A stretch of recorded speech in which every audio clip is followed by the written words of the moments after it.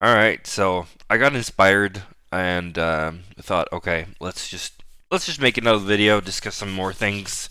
So here we have the stats so far. Yannick Wokkanen is our undisputed uh, points scorer.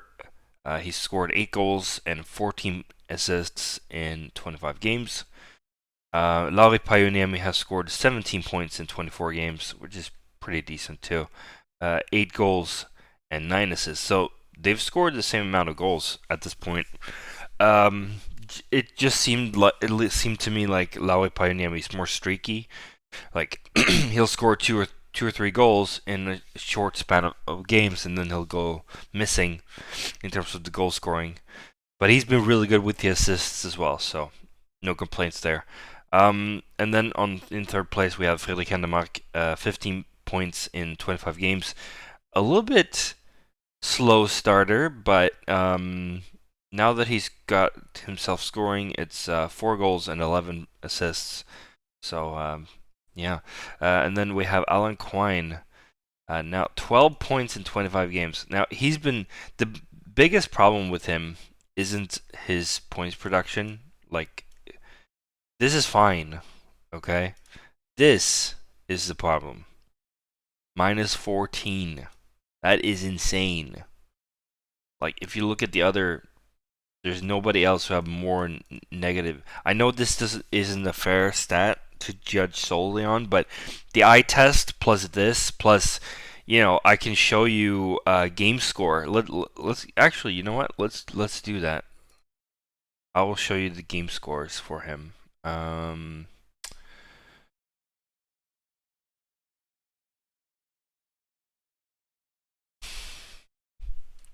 I don't know if you can see this, but we'll go into.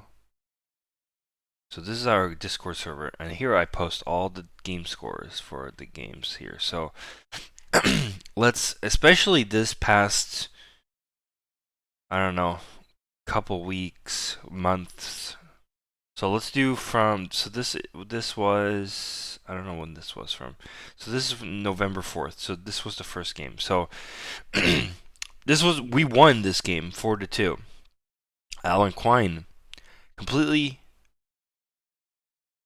like 2 shots on goal the whole game, 3 and 6, so -3 in Fenwick. The game score is 0.15. I mean, there were worse players, absolutely, but he's supposed to be one of the bigger contributors, right? And then the 3-2 loss when we should have won away to Frölunda. You have Alan Quine, 0.20. Alan Quine in the loss at home to Muro. He was okay. He had 2 assists that game. But do you see this? -2. So he was also on the ice for 2 goals against, right? That's the problem. So he breaks even at best. Right? And the 2 assists were in power play, which means he's still -2. He's still -2 on the game, right? Look at the OT loss versus Färjestad. Where is he? There he is, 0.05. Again, mediocre. 3-12 in Fenwick, 4 in Fenwick against. Right. The loss at home to Rögle, he was the worst player by far on the ice, -0.45, and the list goes on and on and on. Okay. And this has been going on for like he was good for like 2 or 3 games here and there.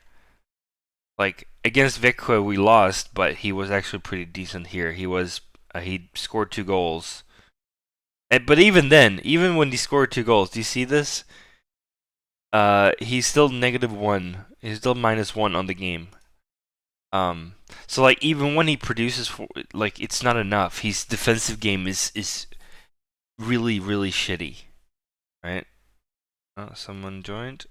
Hello. All right.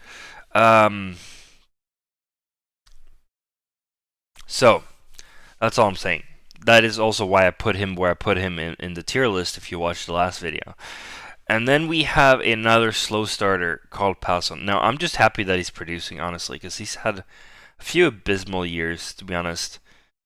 Despite being the top scorer last year, that doesn't really say much. 11 points in 25 games, 6 goals. But the thing is, his goals has been very important. Like, he's popped up when we needed him the most. Surprisingly, Johan Olofsson, despite being in a fourth line and doing a lot of defensive work, he's been producing pretty well too, almost half a point a game.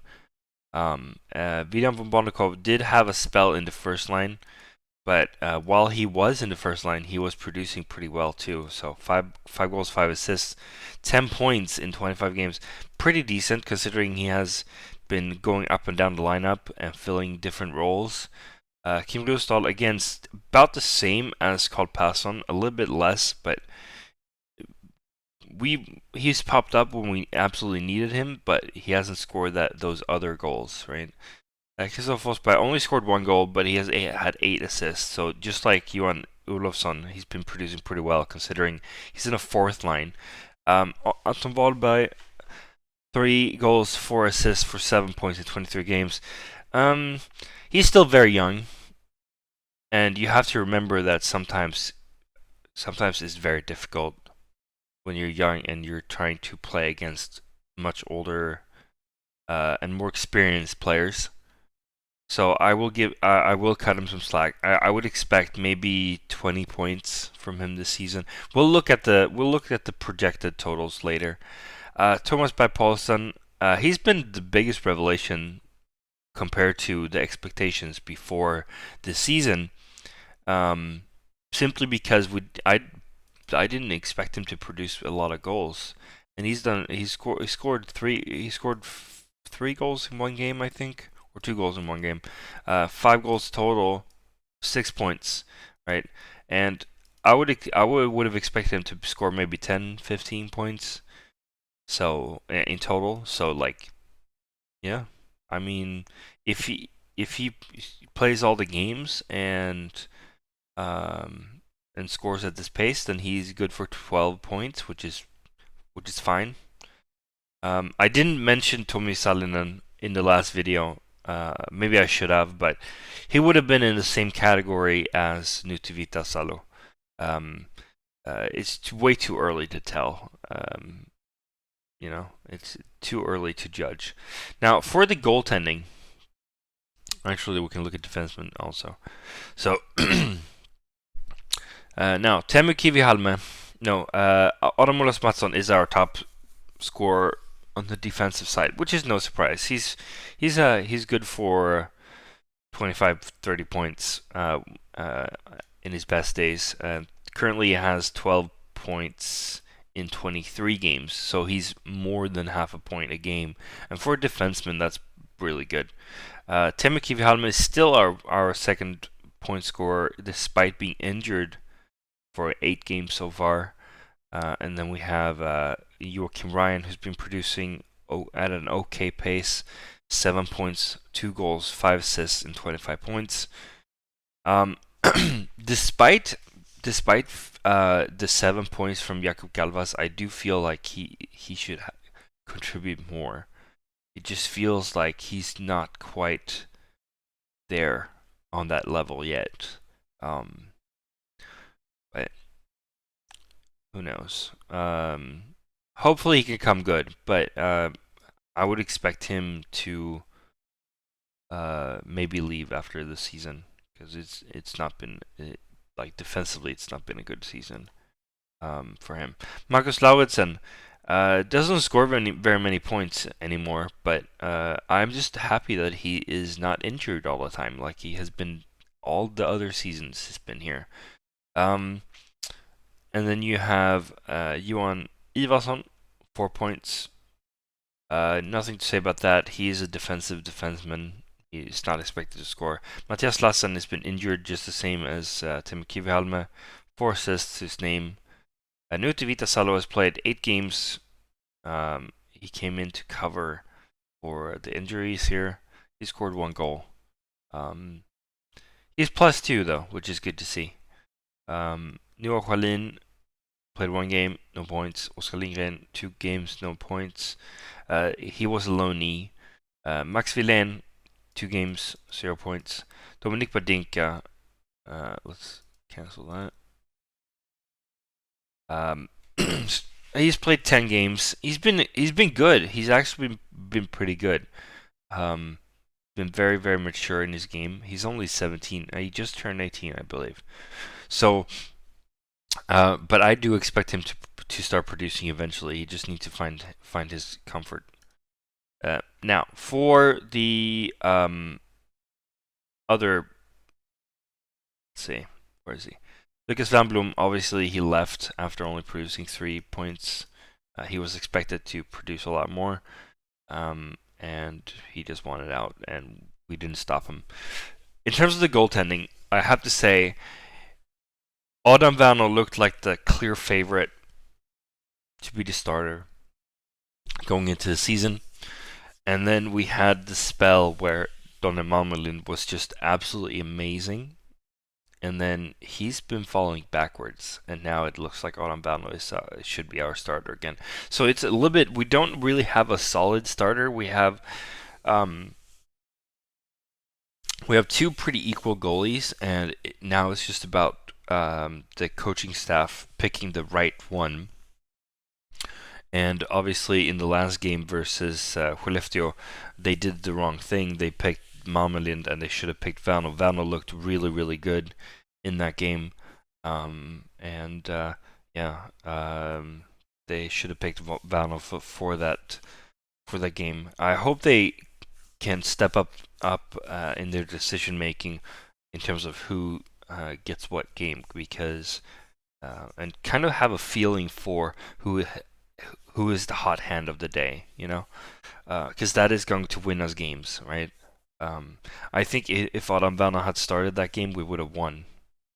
We could have. We were a deflection to the post from equalizing in the last few seconds of the game. Okay, we were not that far away. Sure, Skellefteå stopped playing or whatever. You can make up any excuse you want, but the fact of the matter is, it could have been a 5-5 game and gone to overtime, and that would have been a stolen point in my opinion, because it was 5-1.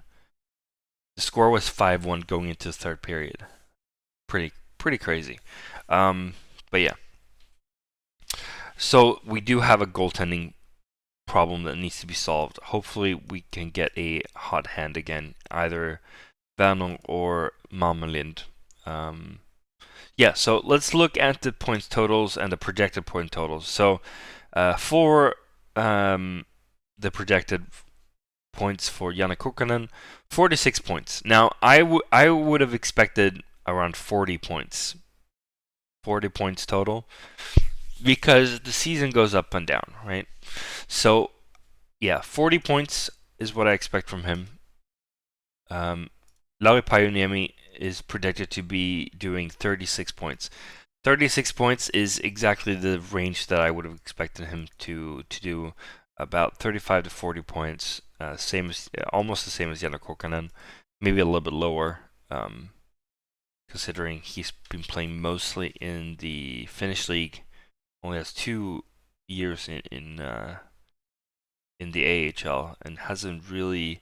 He popped off last year, but it was in 17 more games, right? So anyway, Fredrik Hennemark, he's projected to do 31 points, which is fine. 30 points, 35 points. That's what we need from our captain. Maybe he could score a little bit more goals, but I mean, if he's assisting the way he's done, then that's fine too. As long as you produce, All right, Alan Quine now. He's projected for 25 points, and I don't think that's enough. He was supposed to be contributing with skill. He was supposed to be contributing with experience. And yeah, So far, he's half a point a game and projected to be negative 29 on the season. That's just not good. That's just not good, especially because he's been playing power play a lot. So, yeah, 25 points not good enough. I would have expected around the same as the other guys, 30, 35 points, something like that. Hopefully, he can step it up, um, increase that pace a little bit, score some important goals for us to win the games.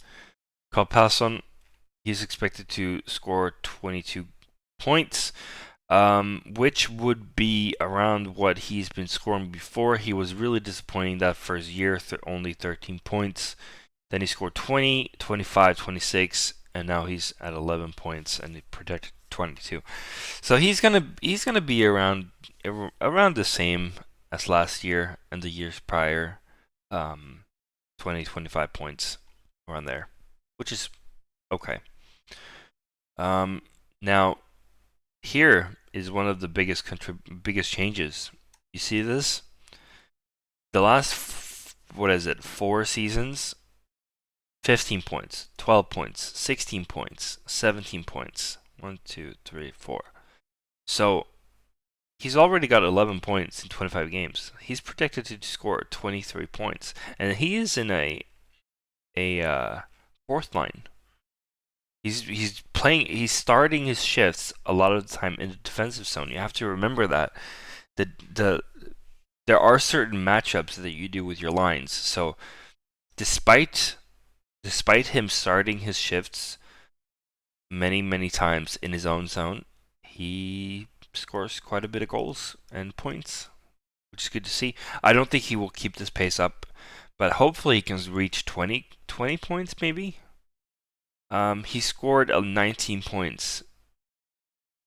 He actually scored 24 points in 17-18, which is probably where we would want him to score again. But obviously that was many years ago now. We'll see. But yeah, the fact that he's +3 and 11 points in 25 games, I'm impressed with him. William von Bonakov. Now you have to remember that it's only been 2 years since he was playing in the under 20 league.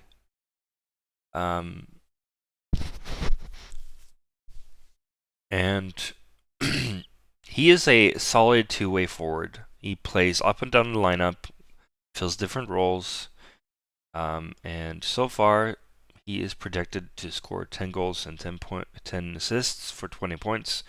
That's totally fine considering he doesn't get much regularity. Like he doesn't get that consistency, like with the line mates and stuff like that. So I would definitely like if he scores 15 to 20 points in total. That's totally fine. Kim Gustad. Now he's projected for 18 points, and if we look at how he scored, so he came up, but he was mostly a fourth line player, right? He scored 4 points, 7 points, 7 points, and then he went to Mudo, scored 31 points in 40 games, and then he went to Oskarshamn and had the season of his life, 38 points in 52 games. And then he fell back. He went to Rögle and only scored 3 points in 17 games. And then he came to us midpoint last season, and he scored 12 points in 34 games. Now, so again, if he scores 10 goals and 8 assists for 18 points, as is projected, then that is totally fine. That's an improvement. I mean, it's not fine because obviously we would have wanted him to score closer to 30 points, but and he's probably never going to get anywhere close to 38 points again. He's just too inconsistent. But if he can score 20 points this year, totally fine. Again, projected 19 points, 51 games. He's missed one game um, this year because and he will miss a few more games, I believe, because he just became a father. So he was he missed the Skellefteå game to be there for the birth, which is totally makes sense. He hasn't missed a beat since September 24th or something like that in 2015. So considering he's played every single game, um, and he scores between 9 and 13 points each year. And now he's already at 9 points. So he's having the time of his life as well. He's going to have a career high, I believe, uh, at the men's league level, like, because this is juniors. So, yeah, if he can score 19 points into 51 games, then he's having a career high. Um, so very impressive. Anton Wahlberg, he the way it is with him is he played mostly in the under 20 league. He scored scored 4 points in 17 games last year. Showed promise. He scored 1 goal in the qualifying series last spring, and he showed promise again, despite not producing as much as maybe he would like. I'm going to go out on a limb and say that um, he probably fits the North American hockey better, probably, which is what we see with some players. Like North American style of hockey is just more straightforward. It's less rigid, less defensive. I would say in general, less ice to skate on, closer to net. You know, I think that despite his numbers, he's projected to do 16 points in 50 games. Obviously, he will be missing games because he's going to the Junior World Championship. He'll miss another 3 games. But let's say he scores 15 points or something in the remaining games that he's playing. I think next year, hopefully for him, I think he will go to AHL and prove his worth there. And I think he will pop off. I think he'll be really, really good on the small ice. So good news for Buffalo Sabres fans. I think he's going to contribute quite a bit in the AHL, and then also maybe he can be a call up to cover for injuries next year. And last but not least, Thomas Berg Paulsen. He's projected to score 12 points.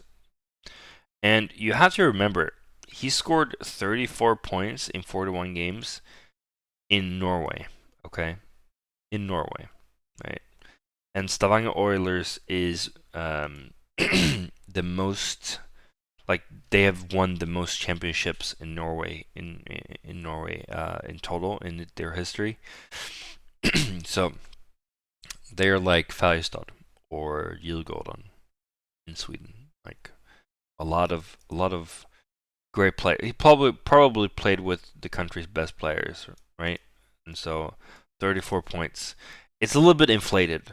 I wouldn't be surprised if he scores a little bit more, considering he has a nose for the goal. Like he is a goal scorer, but he's also a grinder. So he's very loyal to the team and to the system and doing all the little details correct. I think there will be more of a balance between the goals and assists here.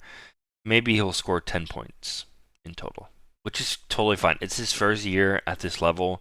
It's quite a step from Norway, from the Norwegian league, to the SHL. So considering all that, and considering the expectations, and that he was a pretty unknown name, he was an unknown entity when he was presented. I've been very impressed with him, both both scoring wise, but also just the way he gels with the rest of the teammates. It's been really good. And yeah, so those are some numbers and statistics. We went over some projected stats, game scores, and yeah. Hope you enjoy the video, and I will see you again soon. Bye for now.